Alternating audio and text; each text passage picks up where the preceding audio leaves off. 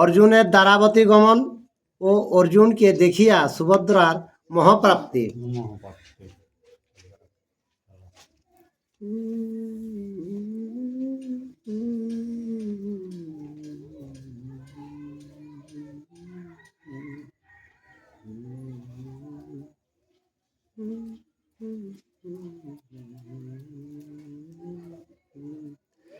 গোকর্ণাদে তীর্থে স্নান করি ক্রমে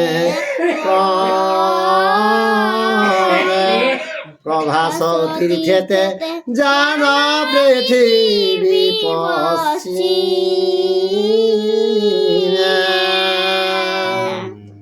अर्जुन गो कन्या तीर्थे स्नान के लेके और से दक्षिण मुहे सोजा लागे পশ্চিম पश्चिम मुहे প্রভাস তীর্থ प्रभास तीर्थे एक सोजा लागे আর প্রভাসে আগত পার্থ কুন্তীর কুমার দ্বারকায় গোবিন্দ শুনিয়া সমাচার। तो अर्जुन तखन किना गेलाग नो प्रभास तीर्थे अर्जुन वहाँ समा लाग सेटा गोविंद द्वारका থাকিলে लेके अर्जुने खबरटा जानला। আরে অতি সগ্র করিলেন তথা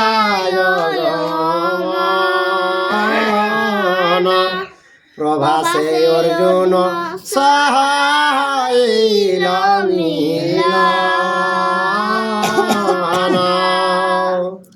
सेटा भगवान गोविंद जानिले लेके किना गेलाग नो प्रभासे वो चले गेलाग और अर्जुन संगे तखन मिलन हो गेला। আলিঙ্গন করিয়ায়ু ভয়ে পরস্পর উভয়ের হইল উত্তর প্রত্যুত্তর।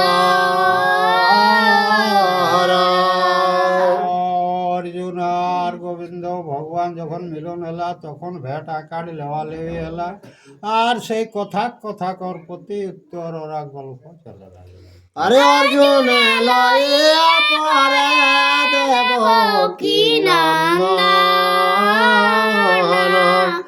রৈবত নামে গিরে করিল গমন। पार्थके गोविंद ले लेके और रैवत पर्वते ओरा और किना गमन केला।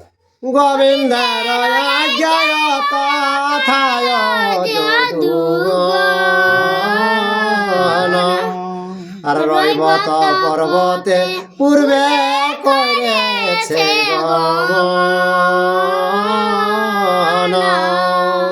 তারপরে ভগবানের কথায় যদু বংশে যতে কাত তারা কিনা কেল্লা নয় রৈবত পর্বতে জালে লেকে তারা উপস্থিত হলা।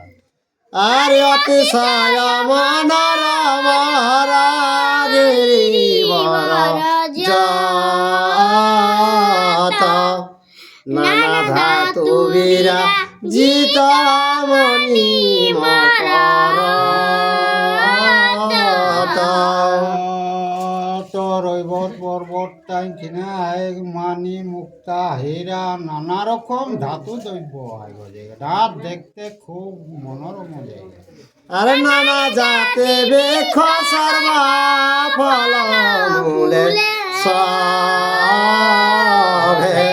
নানা জাতি পুষ্প সবাই আমদে সৌরভে।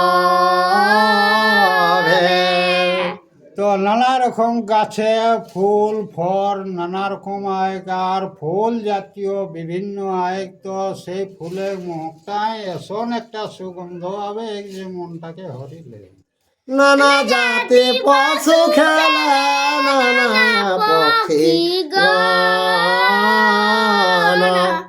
আর গিরি দেখি সুখী যদুকুল সর্বজন।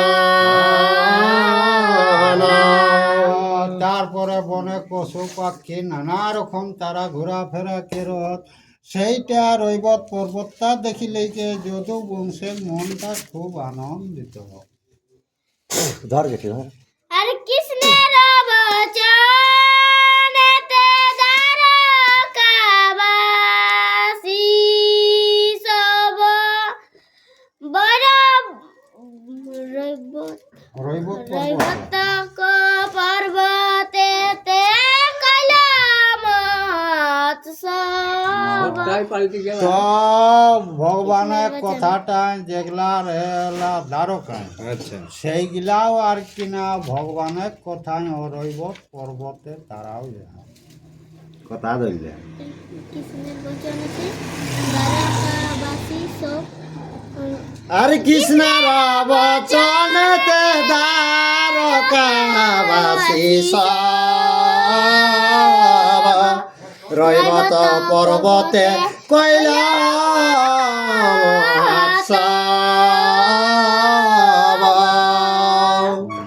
তো কৃষ্ণের কথায় দ্বারকা গিলা যতে গেলা তারাও সেখানে জালে লিখে আর সবাই মানে আর ভালো বৃদ্ধা যুবয়ার নারী গণ গণ নানা বাদ্য নৃত্য গীত করে অনুক্ষণ। তো সেই রৈবত পর্বতে বুড়া ছোয়া যতে গেলা তারা কিনা কেরত নানা রকম বাদ্য বাজালে লিখে আনন্দ সহকারে আহার। আর নানা রত্নে মণ্ডিত যাতে কতরুগণ শ্বেত পীত রক্ত নীল বিবিধ বসন। তো সেই বনটা গাছ গিলাকে ফেট গিলা নানা রকম ধাতু দিয়ে বাঁধলায় আর গাছ গিলা নীল লাল সাদা নানা রকম বসন আর কিনা গাছ গিলাই মেধিয়াই গেলা আর শ্বেত কৃষ্ণ চামর রাখিল পতিরালে প্রবাল মুকুতা ঝারা বান্ধেন্দ্র জালে। আর কিনা গেলাক ভগবান প্রত্যেক ডালে ডালে ও যে সুদর্শন চক্র মানে পাংখা দিলেন আর মানে মুক্তা বিভিন্ন ডালে আর কিনা সাজান দিলতে। আর উগ্র সেন বসু সেন ক্রূর উদ্ধব জয় সেন কাম দেব সকল বান্ধব। তো কৃষ্ণ বংশটা সবে যা তার এদিকে বামনরাও আর কিনা সকল সেই রৈবত পর্বতেই গমন করল।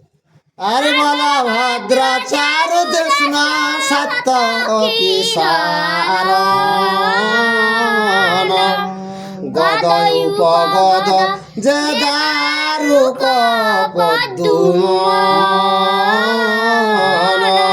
এগুলা কৃষ্ণ বংশ গিলাক নাম কেলে আর ঝিল্লি উপঝিল্লি যত সপ্ত বংশ নারী উদ্যান ভ্রমিতে সবে চলে আগুসরে।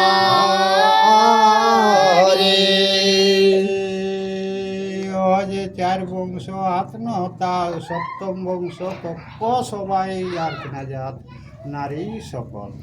আরে দৈবকী রহিণী আর ভদ্রা সচিরতি বিশ্বক নন্দিনী সত্যভামা জাম্ববতী।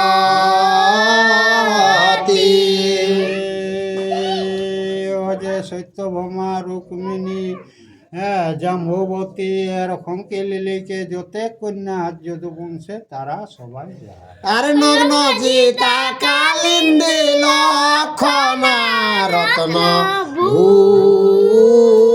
ভূষা আর ভদ্র মিত্রা মিত্র বৃন্দাবন পুত্রী উষা। ওগুলা যদি বংশের নারী নারী রাত্রে স্বপ্ন। আর চন্দ্রাবতী ভদ্রাবতী প্রভৃতি কামিনী ইত্যাদি কৃষ্ণের 16 সহস্র রমণী। ভদ্রা কালিন্দী আরো কৃষ্ণ যে 1600 গোপিনী যারা তারা সবাই। আর রইব পর্বতে যে করেন বিহার হেন কালে উপনীত ইন্দ্রের কুমার। তো তারা সবাই কে সেই পর্বতে ওরা আর কিনা খেলাধুলা কেরত, আর সেই সময় ইন্দ্রের পুত্র সেখানে আগমন হয়ে। অর্জুন আইল যদি শুনি এই কথা আগু সারি আনি বারে সবে গেল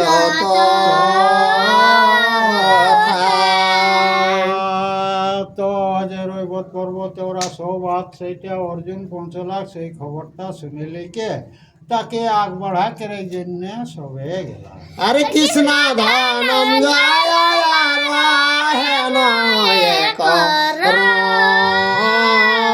রথে দহে এক মূর্তি কেহ না পারে চিনিতে।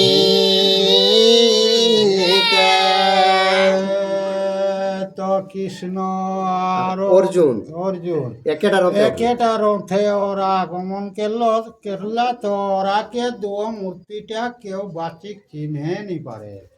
আর দহে ঘন নীল বর্ণ অরুণয় ধর কিরিট কুণ্ডল হার সভে পীতাম্বর। তো যে লীল বর্ণ কিরিটি হাতে ধনুক বান এরকম ড্রেসটা আর কিনা দুই লোকে একে রকম।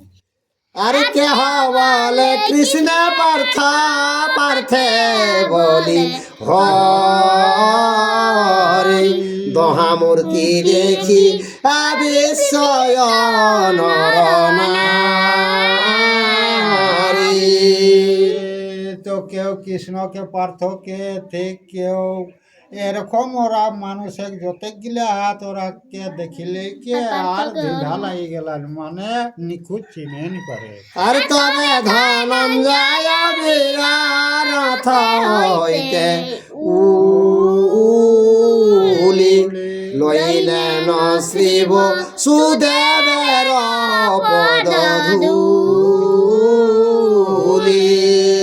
তখন অর্জুন নাভিলিকে সেই বসুদেবকে চরণ বন্দনা মানে প্রণাম জানালে। আর আলিঙ্গন শিরে চুম্বা বসুদেব দিয়া যতে কবিতান্ত জিজ্ঞাসেন বিস্তারিয়া। তখন কিনাকে লাগ বসুদেব অর্জুনকে উঠাইলেকে আলিঙ্গ দিলে, আর যতে বৃত্তান্তটা তাকে সকল সুধিয়া শুরু করলে। অর্জুন বলিল সব নিজ বিবরণ নারদ নিয়ম হেতু ভ্রমি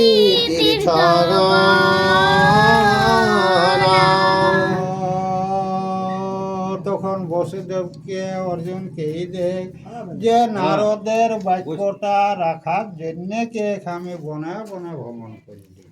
বসুদেব বলন থাক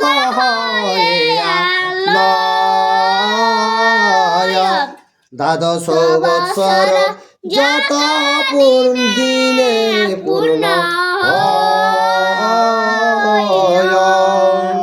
তো বসুদেব তখন অর্জুনকে কে তুমি আমার আলোয়েই থাকো, যতদিন না তোমার এই 12 বছর পূর্ণ যতদিন না হয় আমার এটাই তুমি থাকো। উগ্র সেন বলভদ্র সত্য সাত একে একে সম্ভা সেন পরম কৌতুকে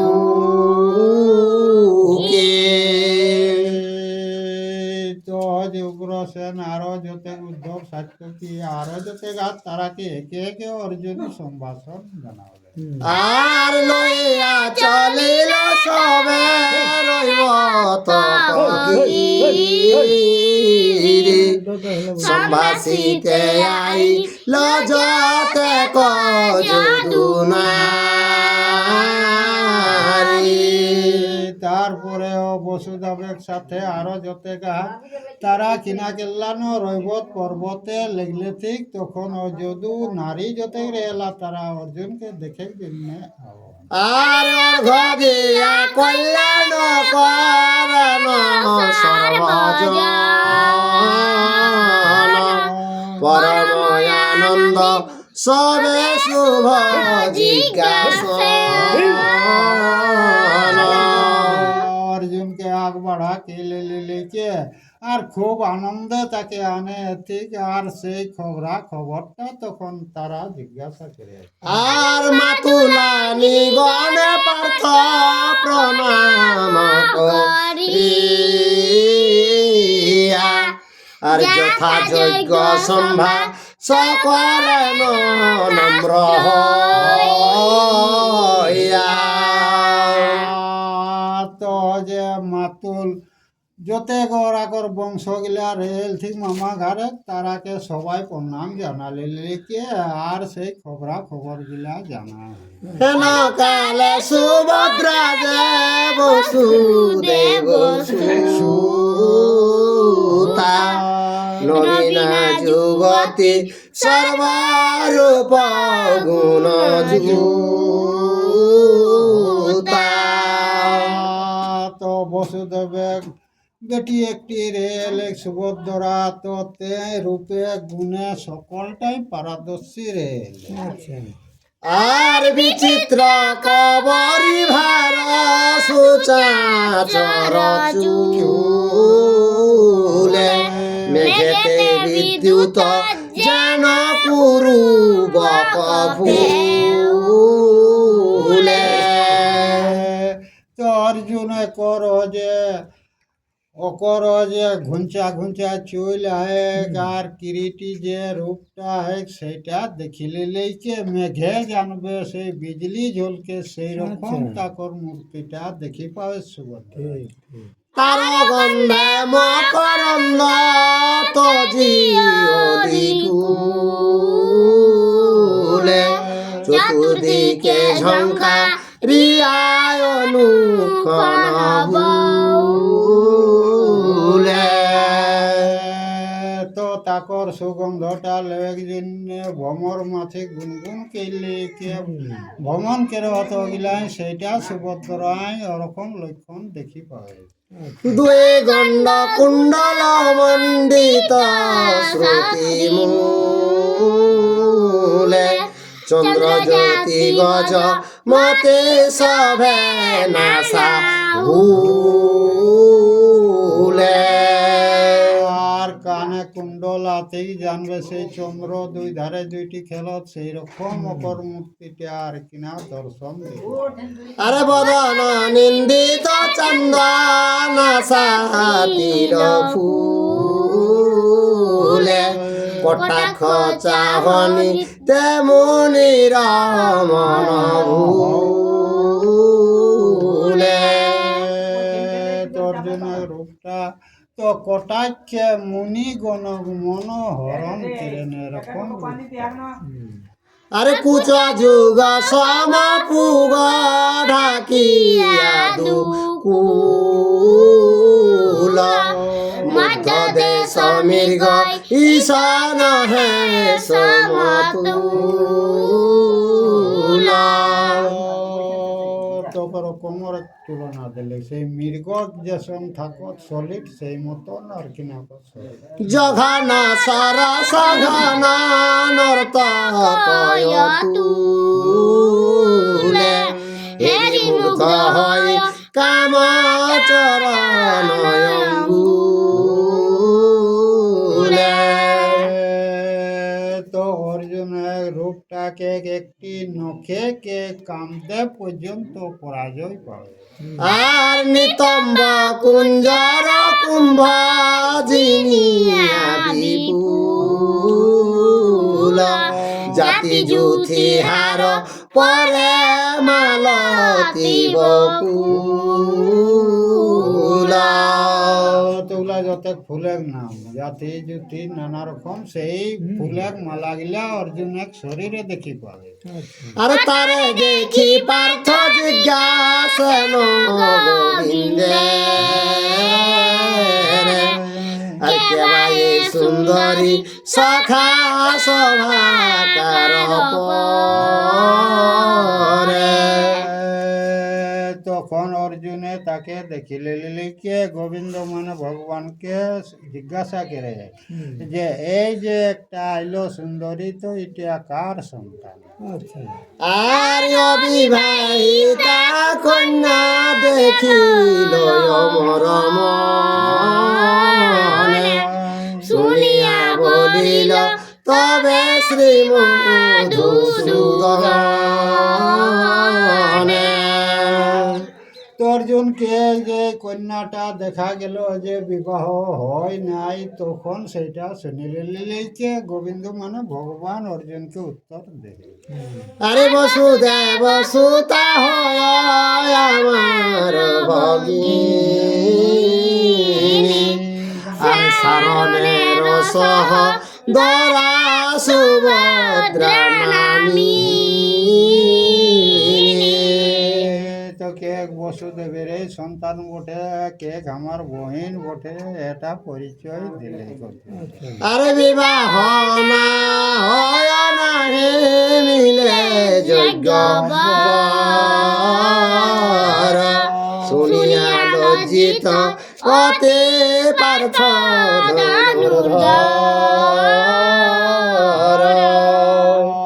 তো ভগবানকে ইয়ার উপযুক্ত বরেই পাই নাই, এই জন্য ইয়াকে বিবাহ এখনো তক হয় না। সেটা শুনিলেই কে ধনুর্ধর অর্জুন লজ্জিত হল। অর্জুনের হরি ভদ্রা বিমোহিত হইলা চলিতে না চলে পদভূমিতে বসিলা। তো অর্জুন এক রূপে ও যে ভদ্রা মোহিত হইলে লেকে আর চরণ গিলে আর চলে এগনি, তখন বেশি গেলে। আর সত্য ভামা বলেন ভদ্রা আর সবে বলে এক কবশিলা কি কারণে। সত্য ভমাইকে ঘে সুভদ্রাকে তোমার চরণটা কি কারণে চলতে পারছিস না? সুভদ্রা বলিল দেবী ধরি মরেল কণ্টক ফুটিল পায় বাহির হইলা। সুভদ্রায় তখন সত্যভামাকে ঘামাকে ভাই আর ধরে লেগো কে কণ্টক মানে কাঁটা আমার পায়ে লাগিল। আর শুনে সত্যভামা ধরে তুলিলেন হাতে নাহি কণ্টক ঘাত দেখেন পদে। তখন সুভদ্রাকে কিনা কিনলে সত্যভামায় হাতে তুললে আর তুলিলেই কেউ ওর পায়ে দেখে তো কাঁটা মাটা কোনো গড়েননি। সত্যভামা বলেন কি হেতু ভাড়াইলা নাহি কণ্টক ঘাত কেন বা পড়িলা। তো সত্যভামাকে তুমি আমাকে কেনে ভাড়ছে, তোর পায়ে তো কোনো কাঁটার চিহ্ন তো দেখা গেল নাইকে। আর নির্ভীতে সুভদ্রা কহে কি কহিব সখী আর যে কণ্টক ফুটি কথাই পাবে দেখি।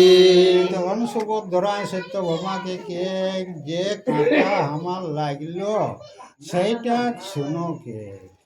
আজি অঙ্গ আমার করিল জর জর, দেখো মর অঙ্গ তাপ ঘন কম্পমান।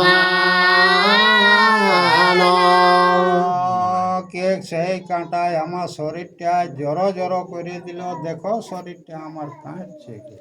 ছটপট করে তনু বাহিরায় প্রাণ, ছাড় সত্য ভামা আমি না পারি যাইতে। তো কে যে আমার আধেক জীবনটা ছটপটা আছে, জীবনটা বাহির হবে, তো কে আমি আর তুমি আমাকে আর লেগিস না, চলতে পারবো না। আর ছাড় সত্য ভামায় আমি না পারি যাইতে। এত বলি অর্জুন নেরে লাগিল দেখিতে। তো সুভদ্রাকে ছাড় কে ঘাটটা আমি আর চলতে পারবো না। তখন সত্যভামা ছাড়ি দিলে, তখন অর্জুনের রূপটাকে তিনি নিরীক্ষণ করে।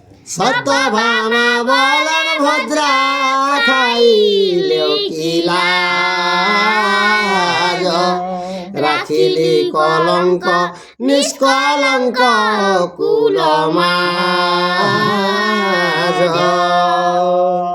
তো সত্যভামাই কে হে ভদ্র, কে তুই তো একটা কলঙ্ক রাখলে কে কে এই সমাজের মাঝে কি।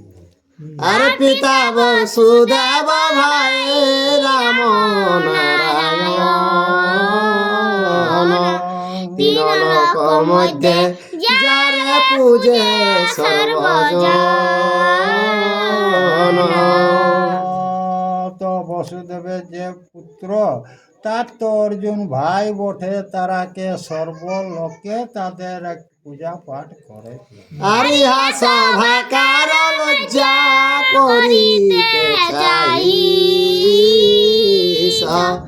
দেখিয়া পুরুষে প্রাণ ধরিতে নারী। তো কে সেই অর্জুনকে পুরুষকে দেখে নিয়ে তুমি লজ্জায় ধৈর্য ধরতে পারলে না, এই কুলটাই তুমি একটা কেলেঙ্কার দিলে। অন্য কি অনুরা কন্যা নাহি রাজকুলে, পর পুরুষ দেখি আকার মন ভুলে।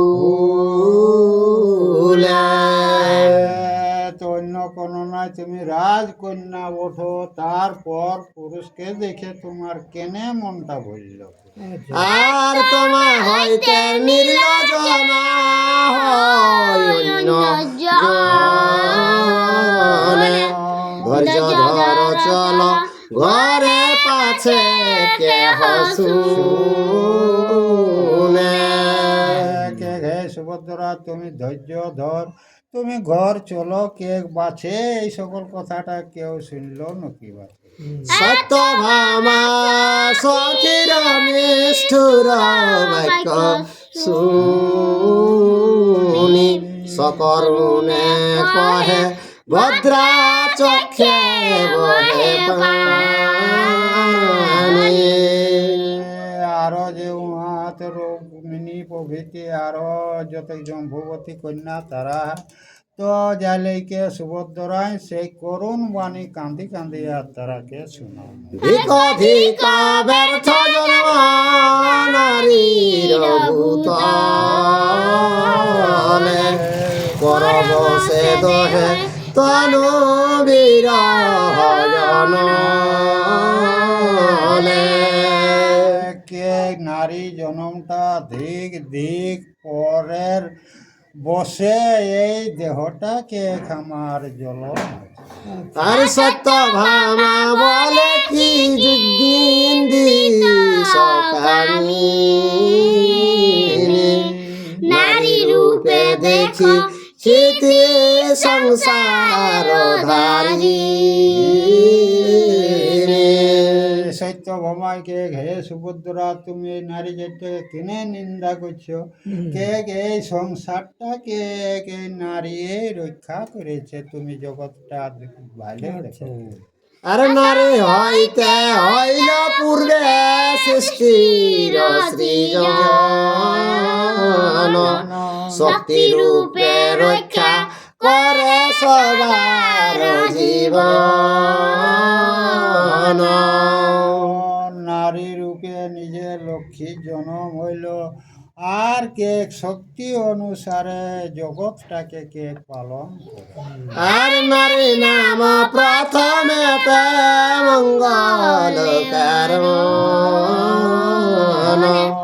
লক্ষ্মী আগে বল এ পশ্চাতে নারায়ণ।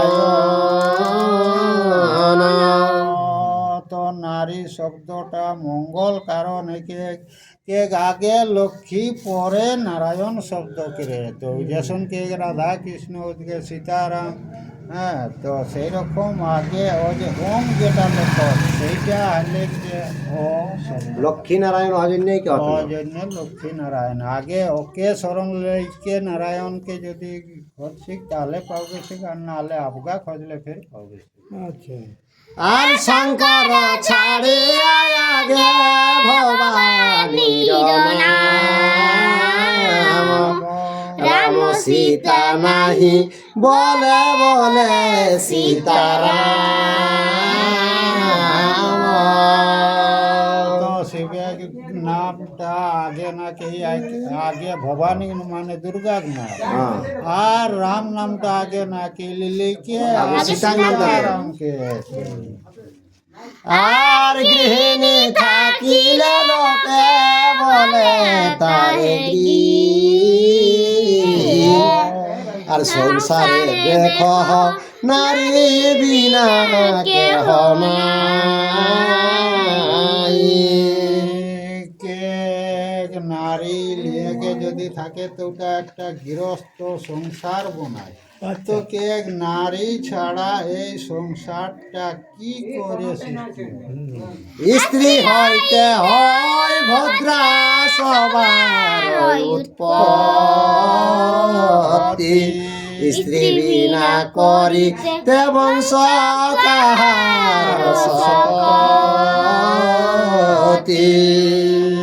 এটা সত্যভামায় সুভদ্রাকে কে স্ত্রী বিনা সৃষ্টি কাহার শকতি।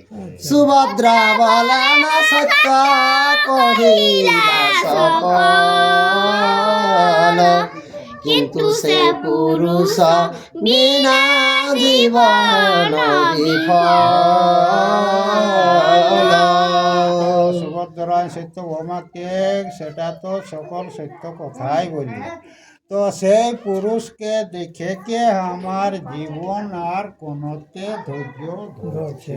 আর সত্য ভামা বলেন না উত্তর, আর বিয়া দিব স্থির হও শুন মম বল।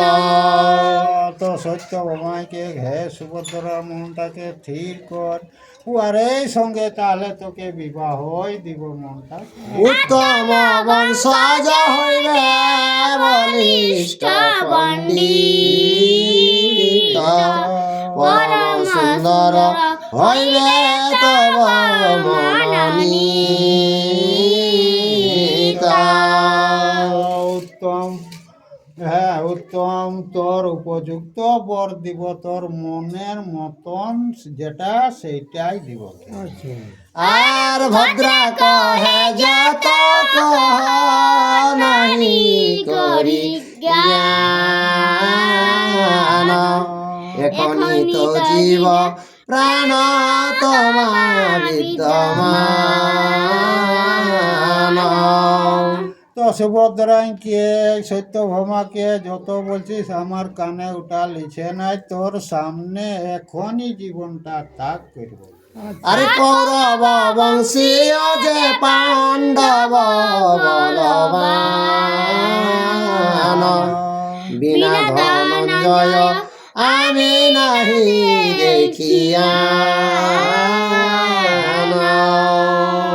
তো কুরু বংশে পাণ্ডব বংশে ধনঞ্জয় ছাড়া অন্য কোন পুরুষ আমি চাই নাই। আজি যদি ধনঞ্জয় আমারে না দিবে, নিশ্চয় আমার বধ তোমারে লাগিবে। তো সত্যভামাকে গায়ে যদি ধনঞ্জয়ের সঙ্গ মিলাতে না পারিস তাহলে এই কন্যা নিধনের পাপটা তোমাকে লাগবে। সত্যভামা বলে দেবে চল এইক্ষণ, রজনীতে পার্থ সহ করাব মিলন। সত্যভামাকে হে সুভদ্রা এখন চলো, রাইতে কে সে পার্থ সঙ্গ তোমাকে মিলন করাবে। আর সত্যভামা মুখে শুনি ব্যাসের বারস,